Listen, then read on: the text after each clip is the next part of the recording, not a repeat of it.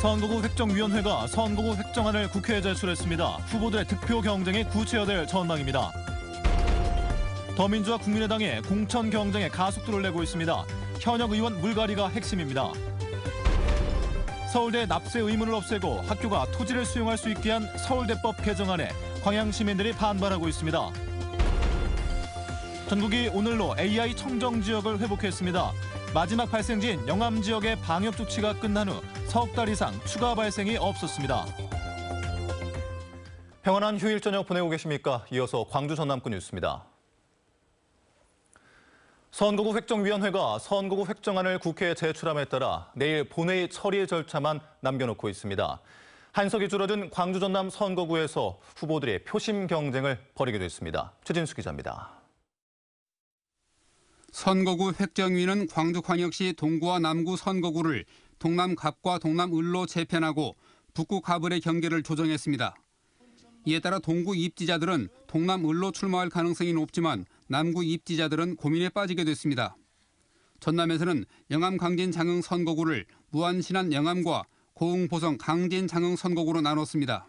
도내 유일한 새누리당 이정현 의원의 지역구인 순천 곡성에서는 곡성을 관양구례 선거구에 붙이고 인구 11만여 명인 여수갑 선거구는 을 선거구에 미평동과 만덕동을 포함시키는 것으로 조정했습니다. 이에 따라 무안 신안 영암 선거구에 박준영 민주당 대표가 합류하고 황주홍 의원은 고흥보성 강진 장흥 선거구를 택할 것으로 보입니다.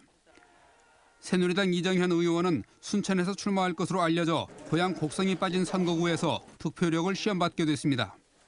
MBC 뉴스 최진수입니다. 더민주와 국민의당이 현역 의원 물갈이 등 공천 경쟁을 본격화하고 있습니다. 쇄신 경쟁에서 주도권을 뺏길 경우 민심 확보도 그만큼 어려워지기 때문입니다. 한신구 기자입니다.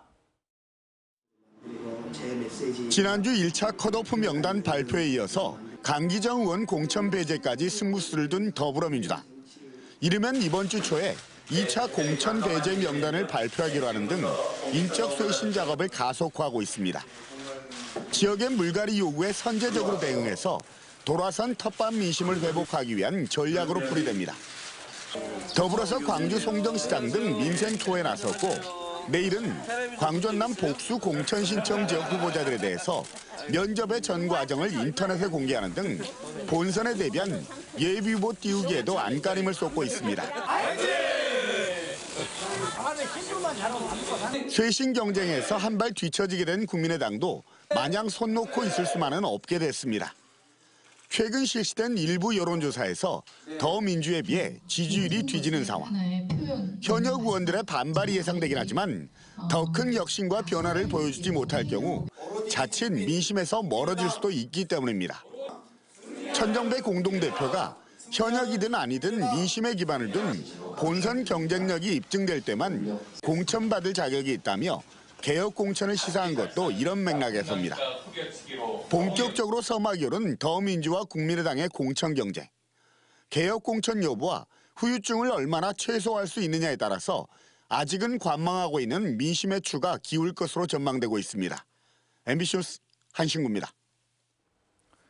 자유당 독재 정권에 맞서 대구 경북 청년들이 들고 일어난 2.28 민주화운동 기념일을 국가기념일로 지정하기 위해 달빛 동맹을 맺고 있는 영호남의 힘을 모읍니다.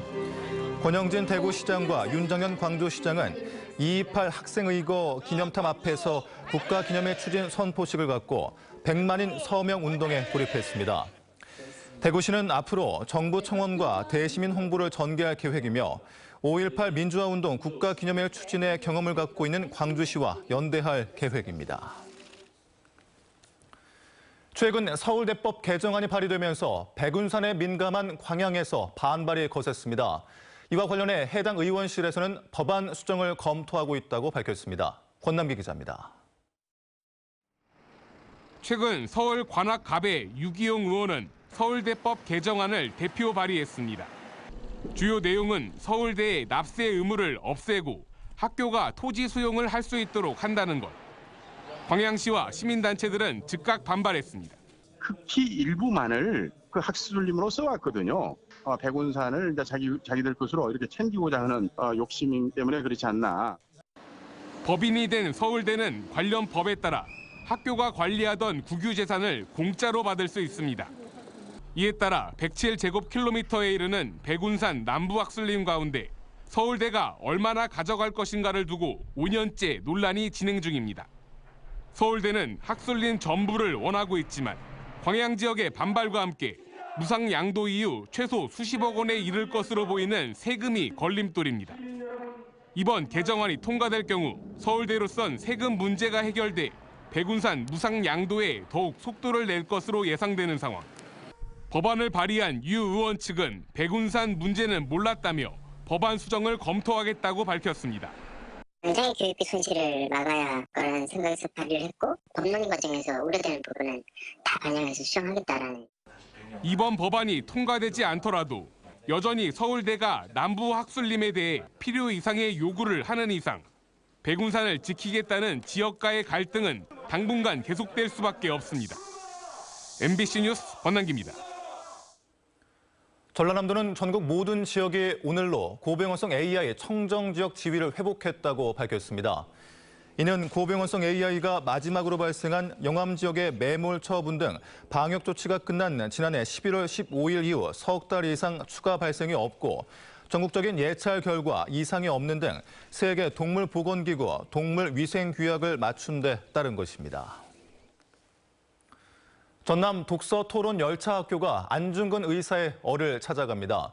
전남도 교육청은 오는 7월 28일부터 8월 12일까지 중국 대련을 출발해 모스크바까지 가는 독서 토론 열차 일정으로 안중근 의사가 순국한 리순 감옥, 생가가 있는 훈춘, 손가락 절단 동맹을 결성한 크라스키노를 잇따라 방문할 예정입니다. 지난해 처음 시작한 전남 독서 토론 열차는 전남 지역 고교생 84명이 시베리아 횡단 열차를 타고 항일 역사와 러시아의 문화를 배우는 프로그램입니다. 진주 광양 간 철도 복선화 사업이 순조롭게 진행돼 오는 7월 개통이 가능할 것으로 보입니다. 한국철도시설공단 호남본부는 토목 구조물 공사가 마무리 단계에 있는 등 진주 광양 간 철도 복선화 사업이 계획대로 추진되면서 현재 91%의 공정률을 보여 오는 7월 개통이 가능할 것이라고 밝혔습니다. 진주에서 광양까지 복선화 구간이 개통되면 거리가 51.5km로 기존보다 15.3km 단축되고 운행 시간도 42분으로 31분 줄어듭니다.